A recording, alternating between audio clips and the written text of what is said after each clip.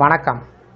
இந்த வீடியோவில் 40% கூடுதல் பென்ஷன் அரசு ஓய்வூதியர்களுக்கு சற்று முன் வெளியான ஹாப்பி நியூஸ் குறித்து தகவலை பார்ப்போம்.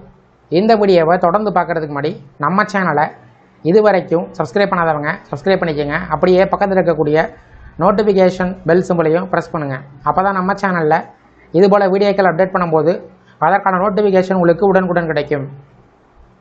மத்திய மற்றும் மாநில அரசு அலுவலகத்தில் பணிபுரியக்கூடிய ஊழியர்கள் மற்றும் முன்னாள் அரசு ஊழியர்கள் ஓய்வூதியர்கள் பயன்பெறக்கூடிய வகையில் அகவலைப்படி டிஏ, அகவலை நிவாரணம் டிஆர் மாற்றம், அகவலைப்படி அகவலை நிவாரணத்தில் நிலுவைத் தொகை வழங்கப்படுவது சார்ந்த தகவல்கள், 8வது ஊதியக்குழு பற்றிய தகவல், அரசு ஊழியர்கள் மற்றும் ஓய்வூதியர்களுக்கு உயரக்கூடிய சம்பளம் மற்றும் ஓய்வூதியத்தினுடைய கணக்கீடு பற்றிய அறிவிப்புகள் வெளியிடப்பட்டு வருவது குறிப்பிடத்தக்கது. இந்த நிலையில் மிக அதிக வயதான ஓய்வூதியர்களுக்கு உடல்நிலையை கருத்தில் வைத்து கூடுதல் ஓய்வூதியம் வழங்கப்படும் என்று மத்திய அரசு அறிவிப்பை வெளியிட்டிருக்கிறது.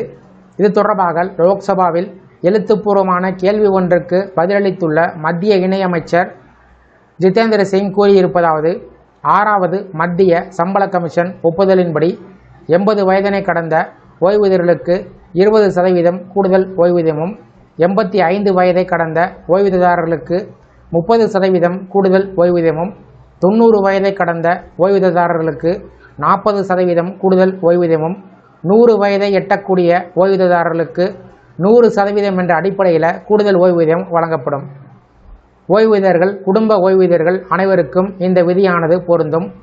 ஓய்வூதியர்கள் இந்த வயதினை எட்டியதும் தானாகவே கூடுதல் பென்ஷனை வங்கிகள் வழங்க துவங்கிவிடும். வயது கூடும்போது அவர்களுடைய உடல்நிலையை கருத்தில் வைத்து இந்த முடிவுகள் எடுக்கப்பட்டுள்ளது.